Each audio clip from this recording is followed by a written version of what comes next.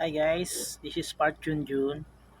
Well, may mga kumakalat na naman na balita na pakialamera daw ang ating First Lady Lisa Marcos. Nako, sa totoo lang ang hirap ano yun nung mga tao ngayon, di ba? Siguro itong mga ibang vlogger na to, mga magawa lang ng issue, ganun talaga, di ba?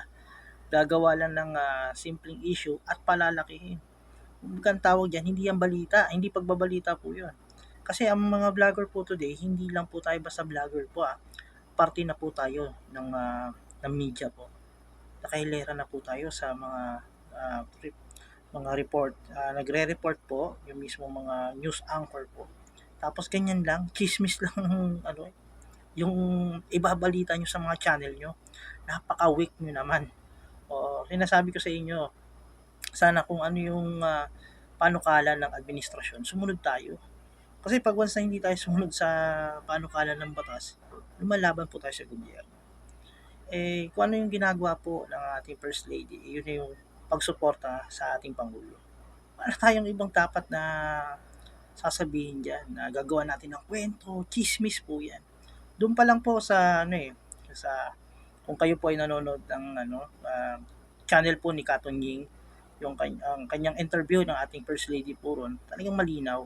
Kahit sino naman masasaktan po ron eh. Ikaw ba naman, ang Pangulo, tatawagin na bangag, di ba?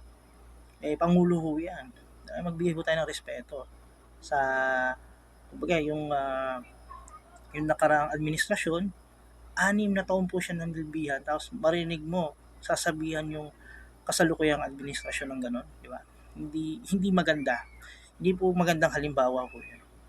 Kumbaga sinuportahan mo siya ng 6 na taon, tapos sa itong papasok po na 6 na taon, gaganunin po yung ating Pangulo ngayon.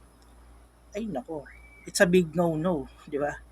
Kung ngayon, nakikita ho natin yung kanilang sitwasyon ho ngayon, talagang nagigibit na ho sila. Wala, ganun talaga.